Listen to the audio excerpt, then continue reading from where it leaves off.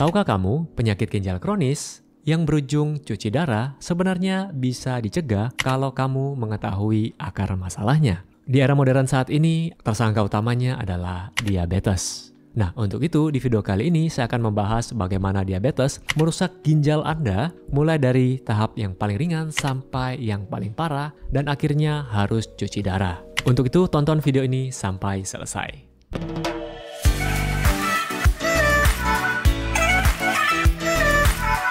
Halo Sobat Sehat, jumpa lagi dengan saya Dr. Sung dan di video kali ini saya akan membahas topik yaitu kerusakan ginjal akibat diabetes. Nah, sebelum saya melanjutkan pembahasan ini lebih lanjut, saya ingin menginfokan buat Anda semua kalau ebook yang berjudul Reverse Diabetes sudah bisa Anda dapatkan ya. Jadi buat Anda yang ingin belajar lebih lanjut mengenai diabetes, silakan cek di link deskripsi. Di sana ada dua ebook ya. Saya bagi menjadi dua part. Jadi part pertama Anda bisa belajar apa sih diabetes itu, bagaimana tanda-tandanya, bagaimana gejalanya. Kemudian di bagian yang kedua, Anda bisa belajar bagaimana cara mereverse. Tentu saja dengan mengubah pola makan dan sebagainya. Oke, sekarang kita masuk ke pembahasannya. Kerusakan ginjal akibat diabetes. Diabetes merupakan penyebab utama gagal ginjal. Jadi masalah utama, diabetes penyebab utama gagal ginjal di dunia dan Indonesia. Kerusakan ginjal yang disebabkan oleh diabetes yang secara medis dikenal sebagai nefropati diabetik. Ini ya namanya. Kemudian nefropati diabetik adalah salah satu komplikasi yang paling serius dan umum pada penderita diabetes tipe 1 dan tipe 2. Ini adalah kerusakan pada pembuluh darah kecil atau mikrovaskuler di dalam ginjal. Faktanya, diabetes adalah penyebab nomor 1 penyakit ginjal kronis dan gagal ginjal terminal di seluruh dunia termasuk Indonesia. Kita bahas dulu ginjal itu apa sih? Ginjal kurang lebih bentuknya seperti ini ya, ini potongannya. Ginjal adalah sistem penyaring super canggih di dalam tubuh kita. Anda bisa bayangkan seperti sepasang filter. Jadi ginjal kita ini ada kiri kanan ya, di punggung bagian bawah. Nah, di dalamnya ini terdapat jutaan unit penyaring super kecil yang bernama glomerulus. Ini dia. Kemudian tugas utama glomerulus ini adalah menyaring darah, membuang limbah dan kelebihan cairan menjadi urin. Kemudian menjaga nutrisi, menahan protein dan zat penting agar tetap di dalam darah. Ginjal ini kalau bisa diibaratkan dia seperti sepasang filter yang super canggih yang bisa memilih atau memilah mana yang masih digunakan oleh tubuh seperti protein, kemudian mana limbahnya yang harus dibuang oleh tubuh. Pertanyaannya, kenapa diabetes bisa merusak ginjal? Jadi ada penyebab utamanya gula darah yang tinggi atau hiperglikemia yang tidak terkontrol. Efeknya apa? Jadi kadar gula darah yang tinggi ini yang terus-menerus ini akan bersifat racun bagi pembuluh darah yang kecil, yang ukurannya kecil, ya, yang kita sebut dengan mikrovaskuler yang berada di ginjal. Jadi terjadi beberapa proses mekanisme yang saling terkait. Kita lihat yang pertama, proses pertamanya adalah stres hiperfiltrasi. Namanya hyper itu berlebihan. Filtrasi itu penyaringan, jadi penyaringan yang berlebihan. Jadi prosesnya gula darah yang tinggi, ginjal ini akan bekerja ekstra keras. Ibarat kalau orang itu kerjanya ekstra, karena mungkin harus bayar tagihan, harus bayar pinjol mungkin. Misalnya idealnya kerja 8 jam, dia kerja ekstra keras bisa sampai 16-20 jam gitu. Lama-kelamaan ambruk, ginjal juga sama. Jadi aliran darah meningkat, tekanan dalam saringan glomerulus akan melonjak. Apa akibatnya kalau kerja keras terus-menerusan? Pori-pori saringan akan merenggang dan berisiko rusak. Analoginya adalah saringan yang terus-menerus disiram air bertekanan tinggi. Mungkin saya kasih contoh, Anda yang mungkin ibu-ibu lebih relate ini kali ini. Jadi Anda punya saringan di rumah, Anda saring sesuatu, saringannya kecil, tapi Anda saringnya tuh banyak banget gitu. Anda taruh, ditekan-tekan, lama-lama saringannya jebol. Kurang lebih seperti itu analoginya.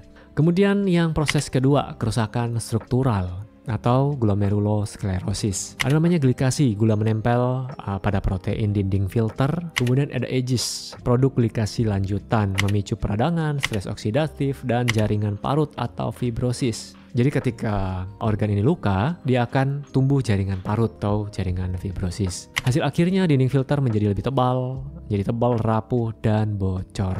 Kemudian ada kebocoran protein atau kita sebut dengan albumin urea. Atau ini menjadi tanda peringatan paling awal ya akibat filter yang bocor tadi karena kerja terus-menerus lama-kelamaan dia bocor. Nah, tanda kebocorannya adalah ada protein albumin yang seharusnya tetap di dalam darah, dia bocor keluar lolos ke dalam urin. Jadi cara taunya gimana? Jadi mikroalbumin urea ini atau kebocoran yang sedikit ini bisa menjadi tanda peringatan paling awal dan bisa ketahuan kalau Anda cek tes urin ya. Nah, ini merupakan golden period untuk intervensi.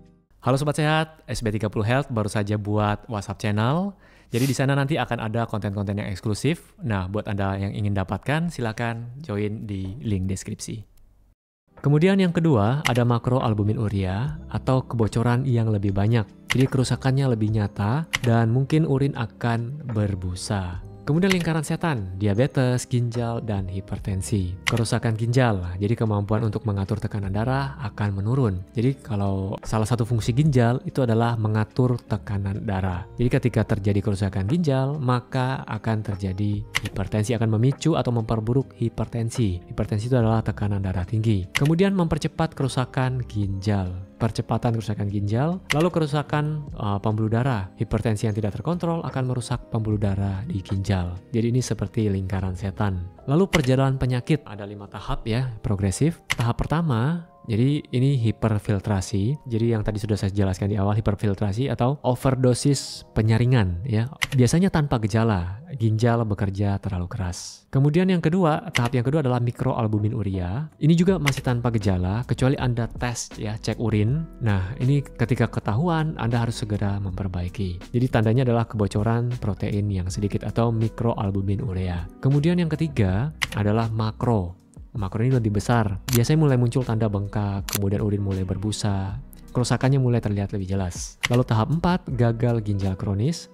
Mulai terasa lelah, mual, gatal, sesak. Kenapa bisa gatal-gatal? Karena racun sudah menumpuk. Tahap 5, gagal ginjal terminal, biasanya sudah berbahaya dan harus cuci darah atau transplantasi. Atau istilahnya HD, hemodialisa ya. Jadi ini adalah 5 tahap kerusakan ginjal. Proses ini progresif selama bertahun-tahun. Untuk Indonesia ya, bom waktu gagal ginjal sekarang sudah banyak yang cuci darah. Dan untungnya masih ditanggung BPJS. Sekali cuci darah itu 1 juta sekian ya. Itu belum lain-lainnya. Oke, jadi faktor resiko nasional, prevalensi diabetes tinggi, puluhan juta orang Indonesia hidup dengan diabetes dan tidak terdiagnosa. Jadi banyak yang tidak sadar atau tidak mengontrol kadar gula darahnya. Entah memang belum sadar atau sudah sadar tapi takut nanti kalau periksa lab ketahuan semua penyakitnya. Lebih baik tidak periksa. Ada loh beberapa orang yang seperti itu. Kemudian, apakah kerusakan ginjal ini bisa dicegah atau diperlambat? Jawabannya bisa.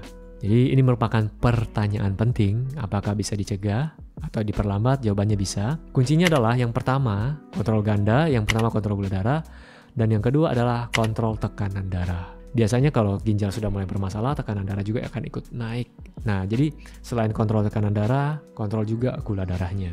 Kemudian yang kedua, deteksi dini ya, tes urin memeriksa mikroalbuminuria, kebocoran protein awal. Kemudian tes darah memeriksa kreatin, kemudian laju filtrasi glomerulus atau GFR atau ini bahasa Indonesia LFG untuk mengetahui fungsi ginjal. Kemudian kunci yang ketiga, gaya hidup sehat. Jadi perkuat pertahanan ginjal Anda, pola makan sehat, kemudian olahraga yang teratur, berhenti merokok. Jadi buat Anda yang masih merokok, salah satu dampak dari asap rokok yang Anda hirup itu merusak pembuluh darah. Jadi selain pembuluh darah besar, ada banyak pembuluh darah kecil di ginjal, mikrovaskuler kita bilang di ginjal. Itu juga akan lebih cepat rusak ketika Anda diabetes dan Anda merokok. Kombinasi yang sempurna untuk mempercepat kerusakan. Kemudian hati-hati dengan obat-obatan ya. Hindari obat-obatan anti nyeri NSAID tanpa berkonsultasi dengan dokter. Jujur saja di Indonesia ini pengawasan terhadap obat-obatan yang dijual sembarangan ya. Jadi sebenarnya harusnya obat-obatan ini harus dengan resep dokter, tapi banyak kita bisa beli tanpa resep dokter. Selain obat-obatan NSAID, juga ada obat-obatan antibiotik dan golongan steroid. Oke, materi kita sudah selesai pada kesempatan kali ini, dan saya harap Anda semua bisa mengerti dan bisa suka dengan video yang saya berikan. Saya ingatkan sekali lagi, buat Anda yang ingin belajar lebih lanjut mengenai diabetes, saya sudah bikin ebook, ada 2 ya, 2 bagian. Anda bisa cek di link deskripsi. Oke, sampai jumpa di video saya yang berikutnya. Semoga Anda bisa mengerti.